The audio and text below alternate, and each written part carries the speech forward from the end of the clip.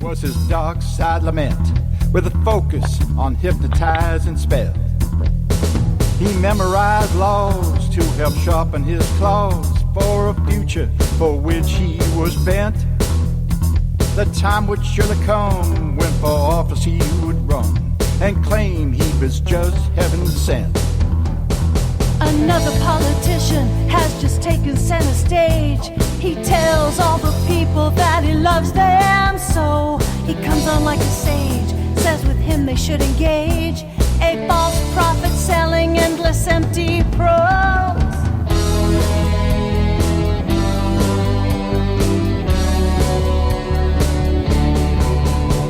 He stepped over dead bodies on his climb to the top. The highest post was his aspiration. But he forgot to read the fine print in the contract that he signed, which caused a U-turn to his final destination. He continued on his pathway of destruction and decay, never thinking that his wicked life would end. He never did take stock that the devil is not mocked, and all those broken fences will not mend. Another politician has just taken center stage.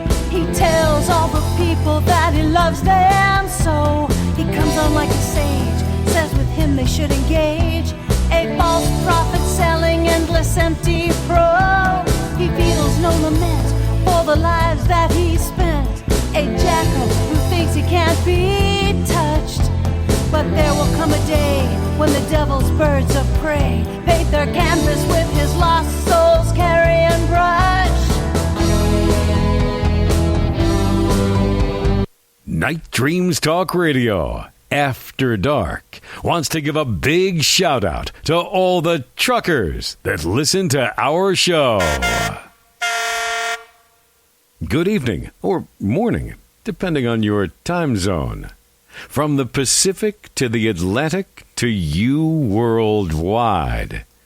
Get yourself a cup of Java and find a comfy, easy chair. And get ready for Gary and his guest on Night Dreams Talk Radio, After Dark. And now, here's Gary. Well, I'm back, and I feel like Johnny Carson. But anyway, I got a new cup of tea just sitting here, just waiting to cool down. Our guest tonight is Michael Huntington. And, you know, he writes books on travel, and he writes books on, well, you know, all kinds of things. That's what we're going to ask him next, what books he has and where we can find him. Then we'll get back into UFOs and abductions and everything else. Michael, you still there? Yes, I am. Well, okay, why don't you tell the listeners about some of these books you have? Well, I do quite a bit of writing. I do quite a bit of traveling. Most of the stuff that I do, I share via several of my blogs. You can find all that stuff on Instagram, Facebook, Tumblr, all that. I do have a WordPress site also, Huntington Strange Travels.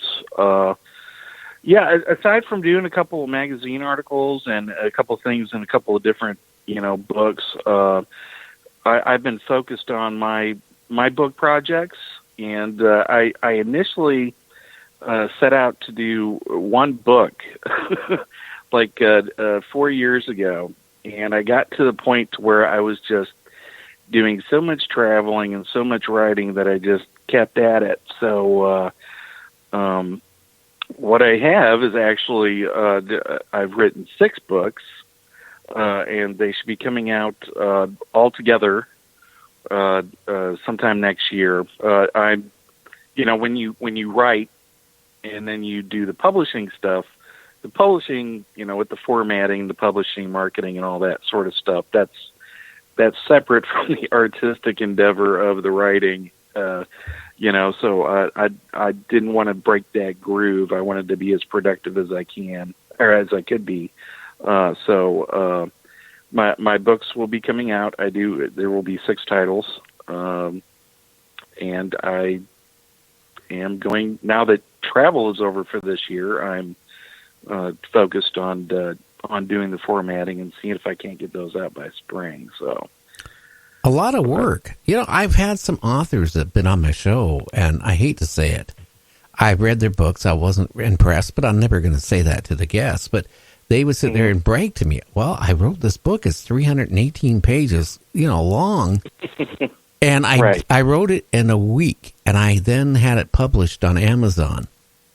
And, why don't you buy the book? And I'll be honest with you. If you can write a book, it's 318 pages, and write it in a week and go through and correct your spelling and how everything is laid out and have it published, the following couple of days, something is wrong. I'm sorry. Mm.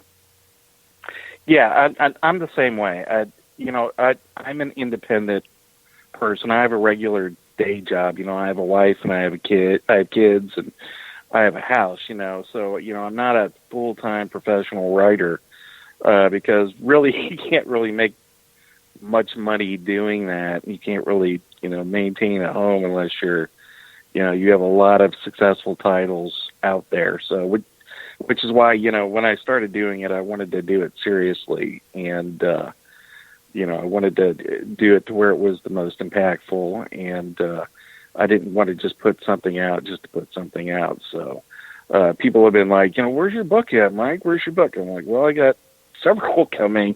But in the meantime, a lot of the stuff that I write about, I share for free in my blogs. I take a lot of pictures. I visit locations. I'm not somebody that's an armchair. I am a paranormal travel writer and UFO researcher, meaning I go to these places. I visit these places. I do investigations myself on the spot. Now, Michael, I don't want to interrupt you, but you know what? You mean you're not like one of these writers who write, like I had a guy who wanted to come on my show. He said, hey, I'm a Bigfoot hunter, and I've been doing it for 20 years. And I go, okay. I said, where have you looked for Bigfoot? Well, no. I have never actually went out and physically went and looked for one. I get everything off the internet. Yeah. Okay. Well, you're not a Bigfoot hunter. All you are is taking information that somebody else has put up, and you're trying to pass yourself off as a Bigfoot hunter, where you go out into these locations and then you put a blog out. Now, where can they find your blog? Just type in Huntington Strange Travels or Michael Huntington and Strange Travels. Just Google it, and you'll be brought to, or if you have a specific topic, if you put like Michael Huntington and ghosts, or Michael Huntington and UFOs, or Michael Huntington and Bigfoot, articles that I've written or interviews I've done or posts that I've made will come up. But a lot of that stuff's on, like I said, on social media, but I also do have a WordPress site that I will be updating. But, there's thousands of posts out there and thousands of articles that I've written on, along with photographs. And armchair researchers do get sort of knocked, but, today's armchair researchers are not like they were in the past, because there is a wellspring of information that's available online. But like you said, if you're just regurgitating stuff that's been out there, okay, you may have learned it or whatever, but real research, I think, needs to go beyond just reading something. It needs, some sort of hand-on aspect. And for me, I think the best way to demonstrate knowledge of a case is to study it in detail, surely, but to go to the places where, encounters have happened, UFO encounters, Bigfoot, ghosts, whatever. And I study it down to the foot, I'm standing where the witness stood, or I'm standing where the object landed, or where somebody saw a Bigfoot, or, I think if you can demonstrate your understanding of a case down to the square feet and place yourself in it, you not only are demonstrating knowledge of the case, but you're also, you're there in the phenomenological spot. You're there where the story took place, and if any of these cases it have some sort of if you go to a haunted place, certainly, and if it exhibits anomalous activity, some sort of continuous phenomenological activity, then you're part of the study, and your observations are necessary. And I go to these places to observe, to photograph, to document, to preserve. Especially the small town lore and folklore, because a lot of that stuff is getting lost. Small towns are tearing down their old haunted houses. So I think it's incumbent upon research to try to preserve that stuff. At least on a folklore level, at least on a sociological level, to document that stuff and to preserve it as best you can. So, when I travel to a place, it's to demonstrate my chops. It's to go there because I want to go there. Who doesn't want to go where Travis Walton got abducted, or where the Kelly Hopkinsville goblins reached down from a tree? Who doesn't want to occupy that same space and sort of feel what it was like, and feel the terrain and the environment, and the atmosphere. I think it makes me a better researcher. Oh, it does, because you can feel the atmosphere, and then you just wonder when you're there, like, what did that person think about? I mean, what did they go through? Like Travis Walton, for example. Now, how long did it take after you were married before you started doing all this? And how long did it take your wife to realize, hey, we're going on a vacation, but it's not really a vacation. It's going to be going out and checking paranormal places? Well, my wife, Diane, who I love greatly, she knew, beforehand that I was a weirdo. So, she likes to travel. Even before we got married and had our boys, we like to travel around quite a bit. We went on hikes and we visited a lot of different places.